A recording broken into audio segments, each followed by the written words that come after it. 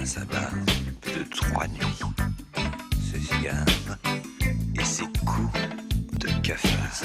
Évidemment, si vous habitez dans cette partie de la rue de Verneuil, il va y avoir du monde en bas de chez vous, mais vous êtes habitués, parce qu'au 5 bis rue de Verneuil, c'est là où habitait Serge Gainsbourg. Alors, qui sont ces gens qui viennent là et pourquoi viennent-ils? Alors, vous disiez street artist, il y a des street artistes, il y a des photographes, il y a des gens qui l'ont connu, il y a des musiciens, et puis il y a des oui, fans. il y a de tout, oui, oui. Il y a de tout. Et puis, alors, c'est vrai que nous, on en parle en ce moment parce qu'il y a un événement particulier, mais il faut dire que ce 5 bis rue de Verneuil, il vit toute l'année.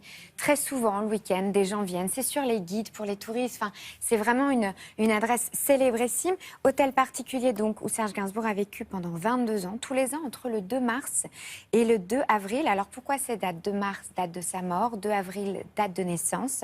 Un week-end est organisé. De nombreux artistes, street artistes, photographes se réunissent et lui rendent hommage. C'est un mur symbolique, emblématique, et ça date de bien avant sa mort, d'ailleurs, parce que les fans, les artistes venaient s'exprimer régulièrement sur ce mur. Gainsbourg les laissait faire. Il appréciait beaucoup ça. Il venait régulièrement discuter avec eux, les rencontrer. Il disait que c'était ses graffitis. Une fois d'ailleurs, sous pression du voisinage, il a été obligé de tout repeindre en blanc. Ouais. Et tous les jours ensuite, il sortait pour voir s'il n'y avait pas eu un petit truc de griffonné, quelque chose d'écrit. Et il attendait que ça revienne. Ça revienne, évidemment, ça n'a pas mis plus d'une semaine. Ouais.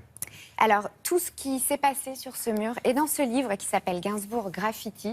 Tout ce que vous allez voir dans le sujet, c'est 26 ans d'œuvres et d'hommages qui sont sur ce mur. Et c'est renouvelé par la force des choses, puisqu'ils reviennent à chaque fois. Alors, c'est renouvelé d'autant plus que c'est repeint régulièrement en blanc. Et puis, ça recommence. Nous avons passé le week-end rue de Verneuil avec ces artistes. Je précise que ce sont des artistes très nombreux qui changent tous les ans, des générations différentes, des supports différents, des goûts, des univers, des gens très opposés, qui vont évidemment tous... Et ça appartient toujours à la famille ça appartient à Charlotte, qui laisse faire aussi, et qui n'a rien bougé, qui n'a rien touché. Oui. L'hôtel particulier est vraiment dans son jus. Regardez.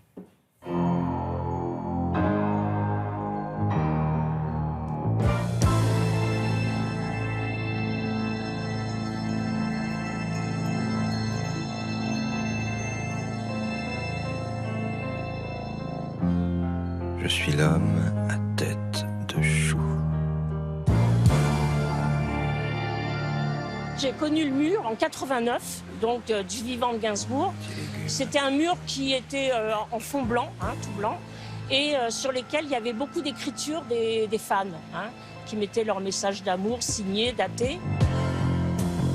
Gainsbourg aimait beaucoup et les messages manuscrits, les dessins de ses fans, et les interventions des artistes.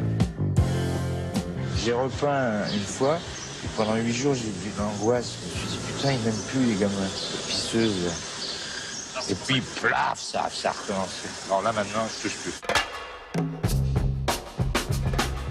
Depuis sa mort, en 91, il y a des hommages constants d'anonymes du monde entier et des artistes. Écoute les orgues, elles jouent pour toi. Tous les ans, on fait une session entre le 2 mars, qui est la date anniversaire de la mort de Gainsbourg, et le 2 avril, qui est sa date de naissance. C'est un moment très convivial entre artistes et photographes et quelques amoureux de Gainsbourg. Ouais, je sais, moi, des sorciers qui invoquent les jets. On a eu en premier lieu Jody Bonnat, qui a travaillé cette nuit pour essayer d'éviter la pluie.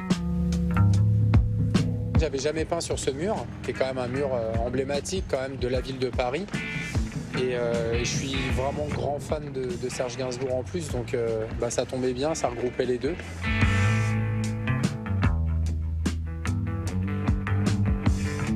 J'appelle ma peinture le pop graffiti. Serge Gainsbourg, c'est vraiment la pop musique à l'état brut. Il a inventé tellement de choses que c'est un artiste qui peut complètement m'influencer même dans la peinture. Et puis il évoque des choses sur les femmes, sur les histoires. Même cette nuit, quand je peignais, je me chantais des chansons dans la tête. Donc vraiment, c'est quelqu'un de très influent. Si j'ai quoi? Affirmatif. Et quoi d'autre? Il y a Dominique de Cobec et Ariane Pasco Giannoni, connus pour leur pochoir depuis les années 80-85.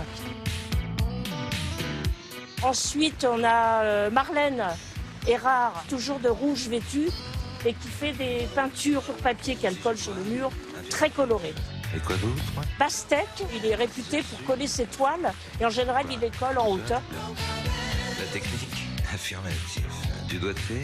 Le fait qu'il y ait tant de choses superposées, hein, ça crée une œuvre en elle-même.